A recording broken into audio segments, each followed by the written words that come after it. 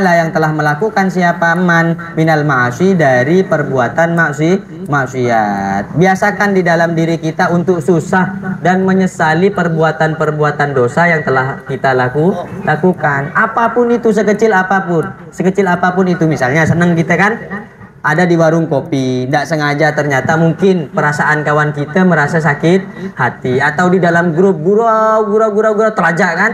Misalnya sampai kawan kita sakit hati, biasakan direnung nama kita, jangan-jangan beliau ini sakit hati, kita kirimi Fatihah, ya Allah ampuni beliau, ya Allah segala dosa-dosanya aku Fatihah untuk beliau, Al-Fatihah. Berarti bukan dia mati kan, enggak kan?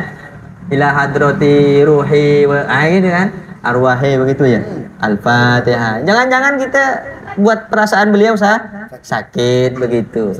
Sering kan? Ya. Masa dibilang suku tertentu dibilang tak maulid, kan takut sakit hati. Itu seharusnya dikirimi Fatihah begitu kan.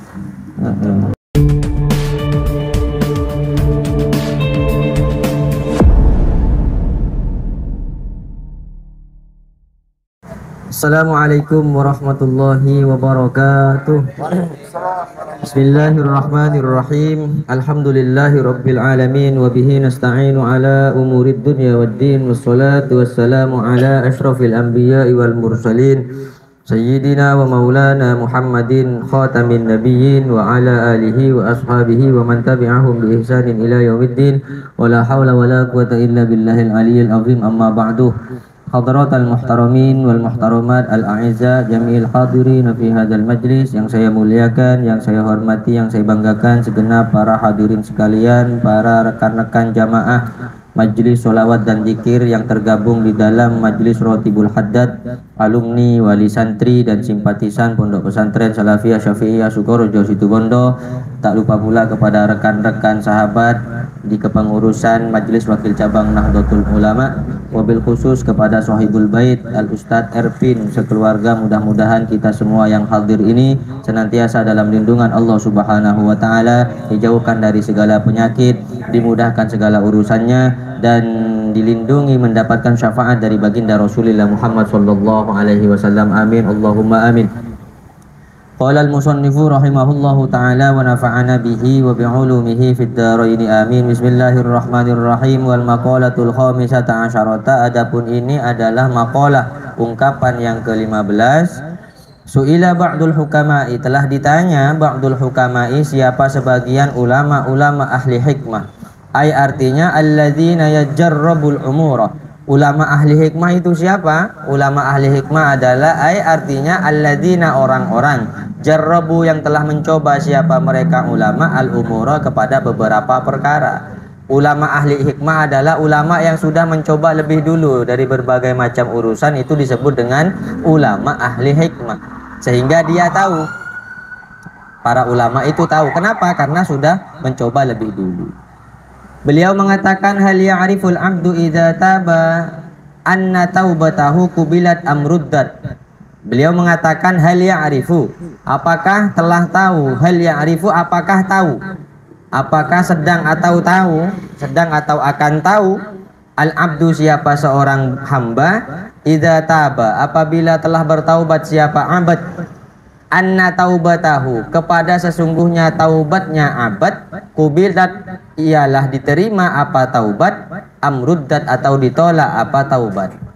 Kira-kira orang itu tahu dah kalau dia itu taubat sama Allah Ta'ala, taubatnya itu diterima atau ditolak? Kira-kira tahu enggak? Apa tanda-tandanya kalau misalnya taubatnya diterima? Atau apa tanda-tandanya kalau taubatnya itu ditolak? Maka para ulama ahli hikmah mengatakan, apakah orang itu akan tahu apabila dia bertaubat kepada Allah Ta'ala atas segala dosa-dosanya, taubatnya tadi itu diterima atau ditolak? Apakah dia tahu? Qala la ahkumu fi dzalika. Qala berkata siapa ulama ahli hikmah, la ahkumu bidzalika, tidaklah memastikan siapa aku fi dzalika ai fi kauni taubatil abdi maqbulatan au mardudatan. Tidaklah bisa memastikan siapa aku fi dzalika, di dalam hal itu, artinya di dalam adanya taubatnya seorang hamba, maqbulatan au mardudatan adalah ditolak adalah diterima au mardudatan atau ditolak. Saya tak tahu, katanya ahli hikmah. Tidak ada orang yang bisa memastikan apabila seseorang bertaubat kepada Allah Ta'ala, taubatnya apakah diterima ataukah ditolak. Tidak ada yang bisa memastikan. Ulama tidak bisa memastikan, kiai tidak bisa memastikan, habib tidak bisa memastikan, kita semua tidak bisa memastikan taubatnya kita sendiri apakah diterima atau tidak oleh Allah Subhanahu wa Ta'ala. Akan tetapi, ini dikatakan walakin, akan tetapi, lidzalika ialah bagi hal itu ai liqabulit taubati,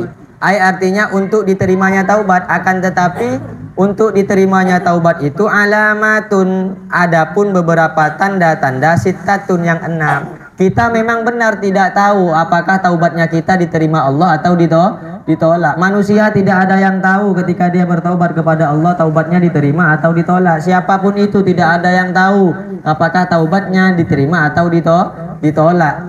Ibadahnya diterima atau ditolak itu tidak ada yang tahu, tapi ada tanda-tandanya. Misalnya orang melakukan ibadah haji, tahu enggak ibadah haji seseorang itu diterima ataukah ditolak? Tidak ada yang tahu. Yang jelas ada tanda-tandanya. Kalau ternyata sebelum berangkat ibadah haji dia malas-malasan ibadah, dan kemudian dia ada di Mekah melakukan ibadah haji, dia semangat. Ketika pulang tambah semangat, tambah rajin ibadah ke masjid, tambah rajin sodakoh, tambah baik kepada orang. Ini tanda hajinya haji mabrur. Hajinya haji yang diterima oleh Allah. Yang ketika belum berangkat haji dia megang ayam, ngepek ayam, tujuan nyabung. Sebelum berangkat haji misalnya dia senang berjudi, senang mencuri, senang nyabu. Tapi ketika ibadah haji semuanya ditinggalkan, pulang haji malah berhenti dari perbuatan buruk, berarti hajinya diterima.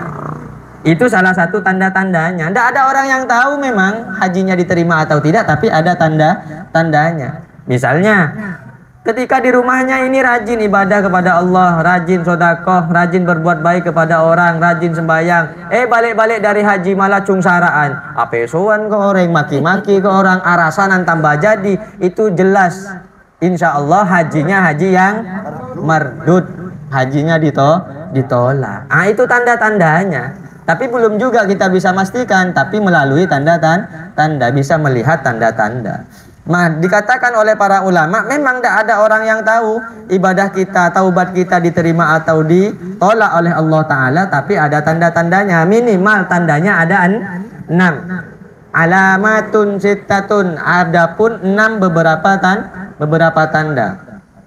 Ihdaha, yang adapun salah satunya dari yang 6, ini yang pertama, ayyaraha ayya'rifu nafsahu ghayra ma'sumatin minal ma'siyati fayajuzu wuku'uha fiha. Ini diingat-ingat. Yang pertama adalah ayyara, hendaknya melihat siapa abad. Artinya ya'rifu, tahu siapa abad, nafsahu, kepada dirinya sendiri. Tahu bagaimana ghairu ma'sumatin, yang bukan dilindungi, minal maksiyati, dari maksiat. Fayajuzu, maka boleh, wuku'uha, apa terjadinya maksiat, fiha, di dalam nafsah. Fiha, di dalam nafsah. Ini tanda yang pertama. Kita sadar bahwa diri kita ini adalah manusia biasa, manusia yang berlumuran dosa. Kita sadar bahwa diri kita ini tidak maksum, diri kita ini tidak sempurna, diri kita ini tidak terhindar dan tidak terlindung dari dosa. Nah, kalau kita punya perasaan seperti itu, maka salah satu tandanya ketika kita taubat, semakin semakin sadar bahwa diri kita adalah hamba yang mudnib, hamba yang banyak dosa kepada Allah. Itu merupakan salah satu tanda bahwa diri kita, bahwa taubatnya kita diterima oleh Allah Subhanahu wa Ta'ala. Sebaliknya, kalau ternyata dirinya bertaubat kepada Allah, tapi melihat dirinya ini adalah seseorang yang memang jauh dari dosa-dosa. Betul, istighfar ke Allah, astagfirullahaladzim, astagfirullahaladzim, ya Hayyu ya Qayyum, ya Arhamar Rahimin, ya Arhamar, ishtaddi asmatu tanfariju, subhanallah bihamdi, subhanallahil azim. Taubat kepada Allah Ta'ala, tapi dia melihat kepada dirinya seseorang yang suci, seseorang yang terlindung dari dosa. Nah, ini termasuk taubat yang tidak diterima oleh Allah Subhanahu wa Ta'ala.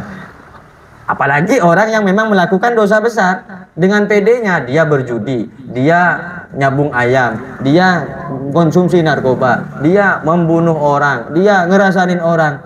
Maka ketika ditegur sama kawannya, kenapa kamu melakukan hal itu? Wah, Dia mengharap kepada Allah Subhanahu wa taala, Allah Maha Rahman, Allah Maha Pengasih, Maha Penyayang, pasti diampuni dosa-dosa saya oleh Allah Subhanahu wa taala. Yang taubat tidak tahu diterima atau tidak, ini yang tetap dalam keadaan bermaksiat kepada Allah malah mengharapkan ampunan dari Allah Subhanahu wa taala. Ini namanya tertipu dengan perbuatan dirinya sendiri.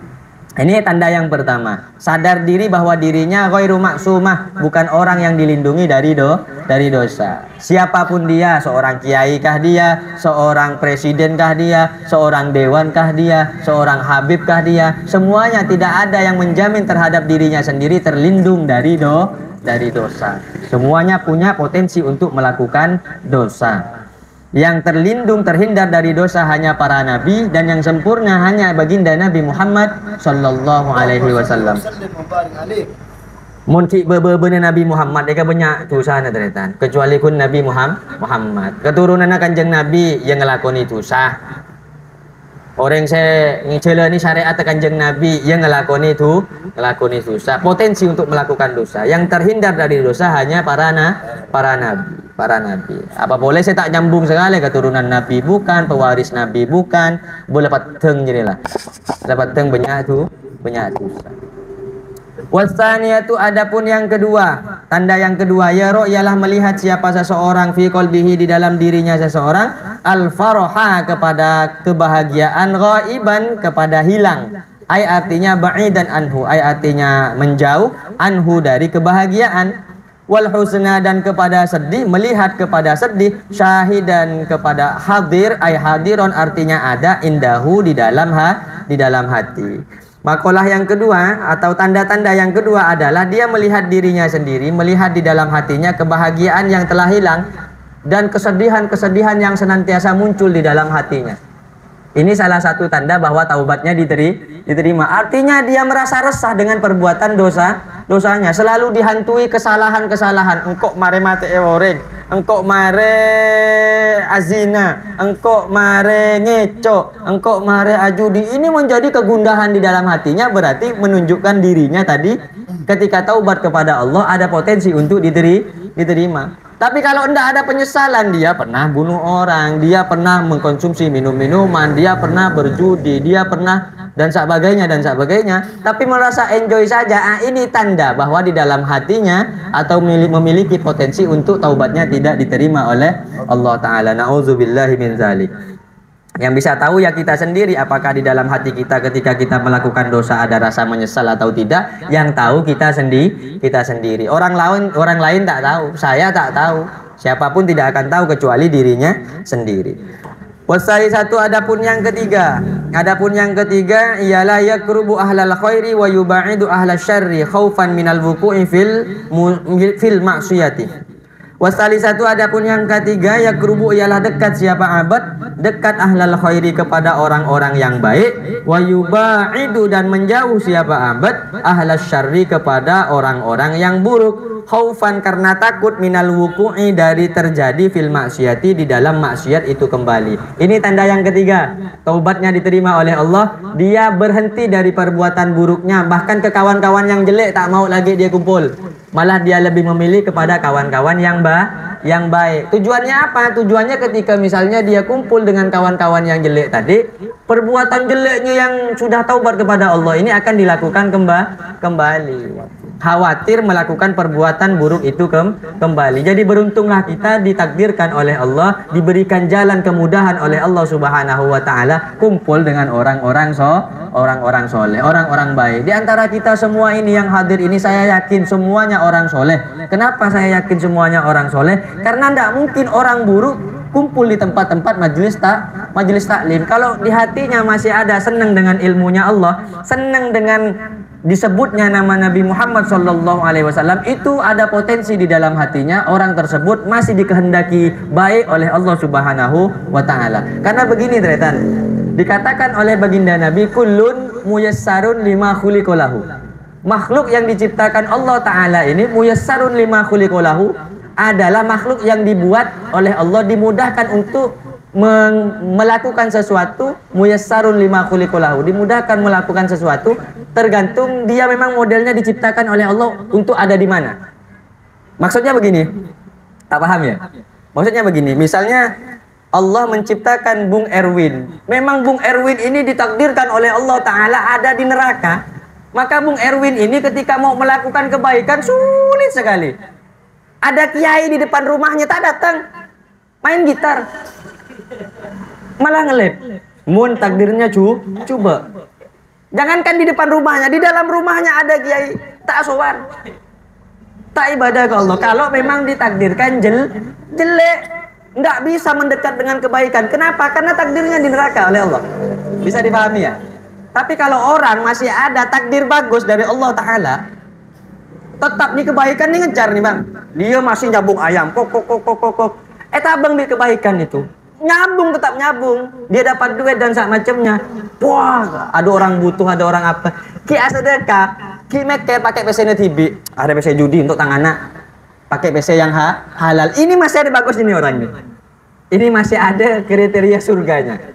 Tapi disiksa dulu, maksudnya di dalam neraka. Beda dengan yang memang dijauhkan dari kebaikan. Maka saya optimis dengan kita kumpul di tempat ini, semuanya dapat takdir dari Allah, takdir surga. Ya persoalan keburukannya disiksa dulu, itu persoalan masing-masing. Makanya optimis di dalam majelis ini, mudah-mudahan mendapatkan apa yang diinginkan kita bersama, yakni berkumpul dengan baginda Nabi Muhammad Sallallahu Alaihi Wasallam. Maka jangan bosan kumpul dengan orang baik, jangan bosan kumpul dengan orang baik.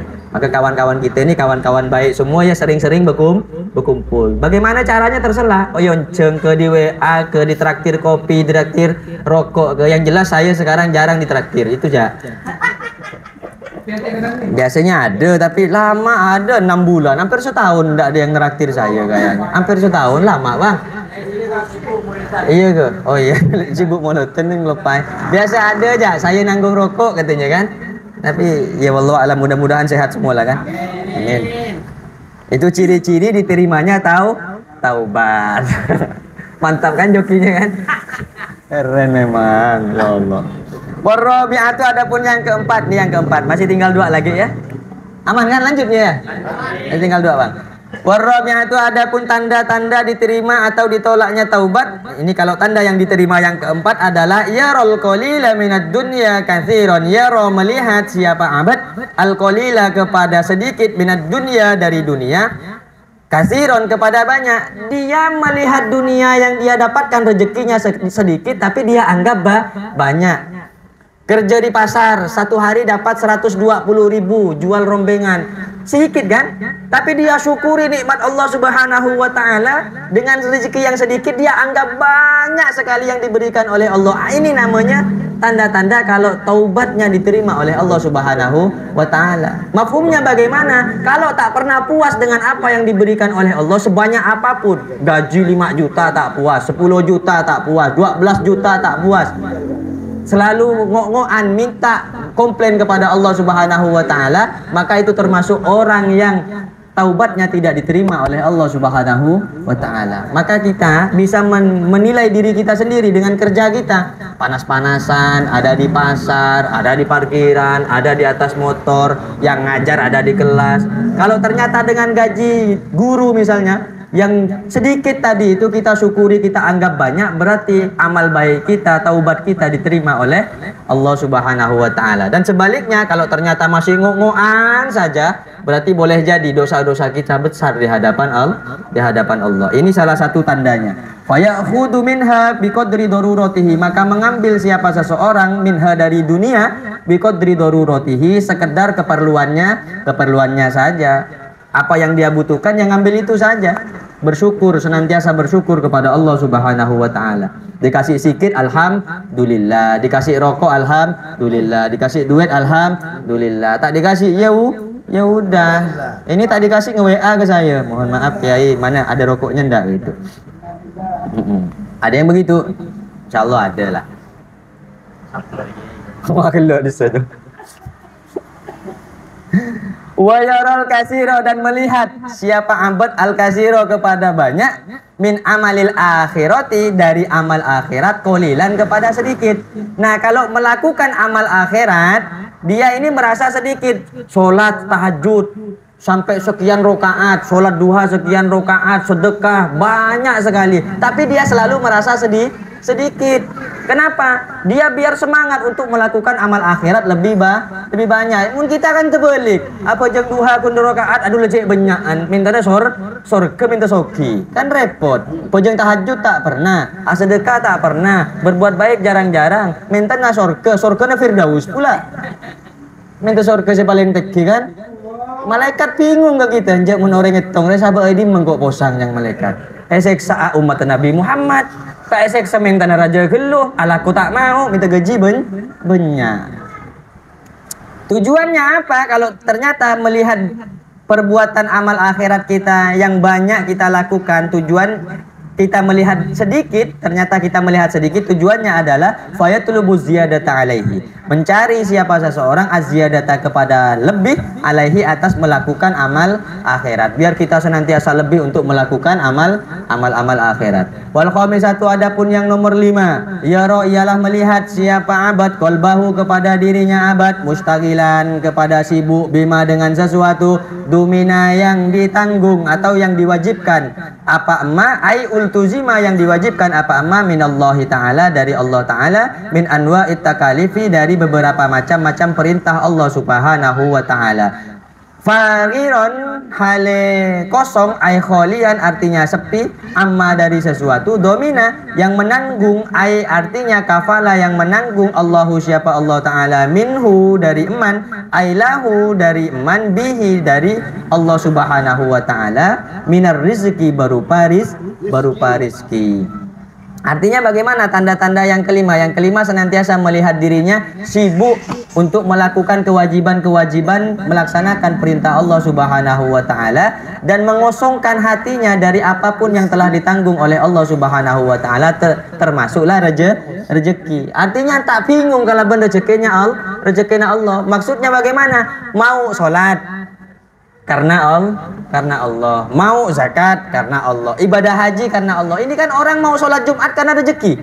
Maksudnya ndak mikir rezeki. Pojong di kake. Oh, pojong kon cianurwa, pojong kon kiai anurwa, pojong kon Habib anurwa. Mak bisa pojong disa. Disa oleh berkat. Berarti kan pojong Jumat karena rezeki. Enggak. Para ulama enggak mengajarkan seperti itu. Para ulama mengajarkan karena Allah subhanahu wa ta'ala. Kalau memang dikasih di sana, ya enggak apa-apa datang. Tapi tujuannya bukan karena itu. Kan repot.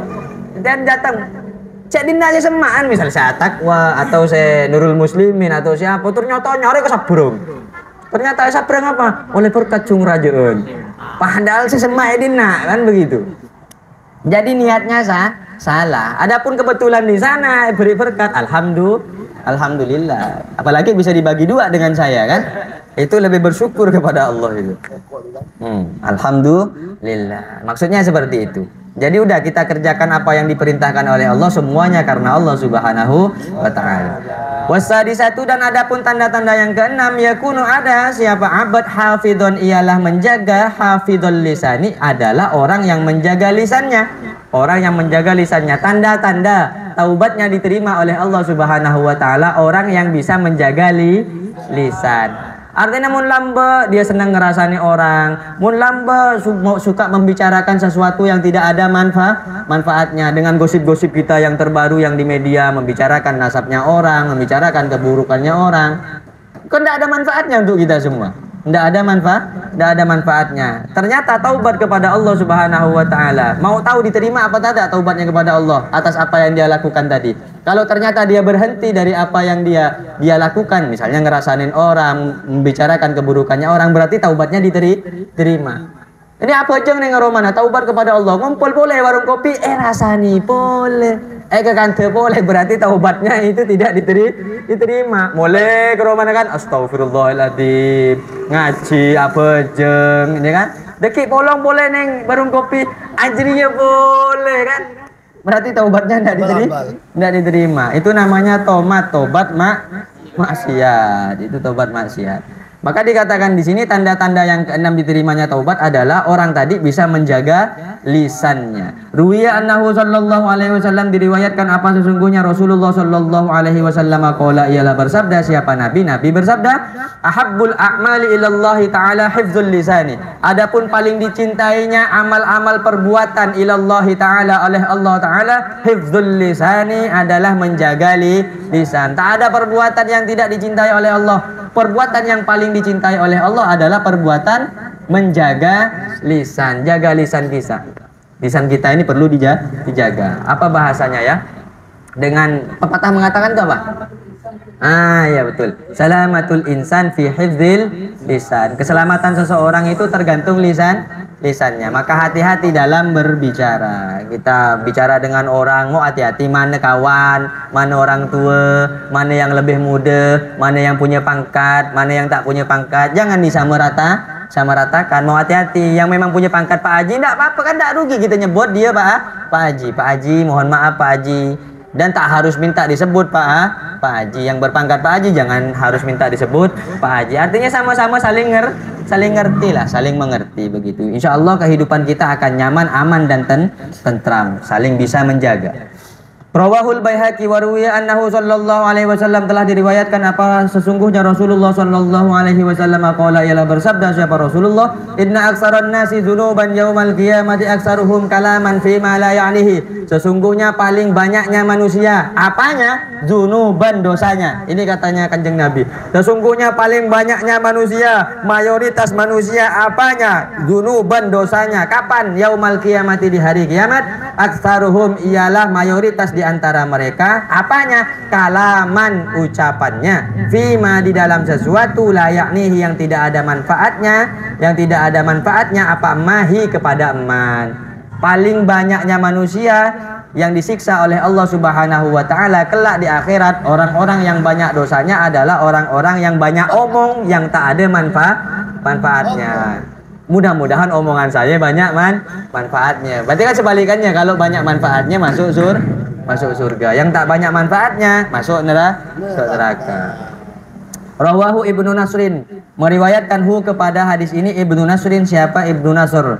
Daimal fikrati wasadisatu ayyakuna hafidhul lisan. Daimal fikrati, senantiasa tafakkur, fi azamatillahi ta'ala, di dalam keagungan Allah Subhanahu wa ta'ala, wa jannatihi, dan surganya Allah, wa narihi, dan nerakanya Allah. Ini salah satu tandanya orang yang suka merenung. Merenung apa? Bukan merenungi nasib, bukan merenungi sesuatu yang memang tidak ada manfaatnya untuk kita. Merenungi tentang keagungan Allah Subhanahu wa ta'ala, betapa besarnya Allah, betapa agungnya Allah yang telah menciptakan langit dan bumi, yang menciptakan manusia dan alam semesta. Itu kita merenung. Jangan merenung tentang Allahnya, tapi merenung tentang keagungan Allah, tentang ciptaan Allah. Merenung tentang surga, merenung tentang neraka. Wa ruwiya annahu sallallahu alaihi wasallam, dan diriwayatkan apa Rasulullah sallallahu alaihi wasallam qala, at-tafakkuru, adapun merenung, fi azamatillahi ta'ala, di dalam keagungan Allah taala, wa jannatihi, dan surganya Allah, wa narihi, dan nerakanya Allah, sa'atan, sebentar saja. Merenung tentang keagungan Allah, merenung tentang surga dan neraka sebentar. Khairun, katanya, ialah lebih baik, ini lebih baik, min qiyamil lailatin, dari bangun malam. Bukan bangun malam hanya bangun begitu saja, tapi melakukan sholat. Kita kan jarang. Coba di antara kita yang sering merenung tentang keagungan Allah, siapa kira-kira di antara kita? Ada kan? Mungkin tak meyakinkan kayak. Ya Allah, ya amin. Kita kan banyak merenung apa yang nak kita makan besok. Besok nak jual apa? Besok nak makan apa? Besok gimana kerjanya kita? Kan yang dimerenungkan itu. Coba kita balik, besok kita ini bekerja misalnya kan, tapi di dalam kerjaan kita ada takdir Allah, ada keagungan Allah, ada sifat kasih sayang Allah. Niscaya kita akan mendapatkan kebaikan yang disebut oleh Nabi, khairun min qiyami lailatin, lebih baik dari bangun malam. Merenung enggak masalah sambil berokok, boleh enggak? Boleh. Sambil ngopi, boleh enggak? Boleh, tapi jangan ngajak kawan ngerasain orang, pasti. Kalau udah ngajak kawan, pasti ngerasain orang ini. Tapi kalau sendiri, insya Allah lah. Insya Allah aman. Kayak saya terus terang ya, kalau merenung malam-malam, merenung yang saya pikirkan gimana bangunan besok tuh ada nyumbang tada, gitu ya. patah itu dapat dari mana? Kalau doanya siapa Klebun Morleka itu kan, ya Allah Pajero, ya Allah, ya Allah Pajero. Tapi doa saya lain, ya Allah semen, ya Allah, ya Allah semen gitu. Nah itu salah satu memikirkan tafakkur, itu namanya tafakkur. Ruwayanahu sallallahu alaihi wasallam, diriwayatkan apa Rasulullah sallallahu alaihi wasallam qala tafakkaru, merenunglah kalian semua fi khalqillahi, di dalam ciptaannya Allah. Boleh merenung tentang ciptaan Allah. Wala tatafakkaru fillahi fatahliku, dan janganlah merenung siapa kalian semua fillahi tentang Allah, fatahliku maka akan binasa siapa kalian semua. Merenung tentang ciptaan Allah boleh, tapi merenung tentang Allah jangan. Bagaimana Allah itu? Apakah Allah punya tangan? Apakah Allah punya wajah? Jangan. Itu bisa murtad. Tapi merenung tentang ciptaan Allah boleh. Allah menciptakan langit, menciptakan gunung. Kalau Allah lagi ngapain? Ini kan susah nih kan? Itu tak boleh. Merenung begitu tidak boleh.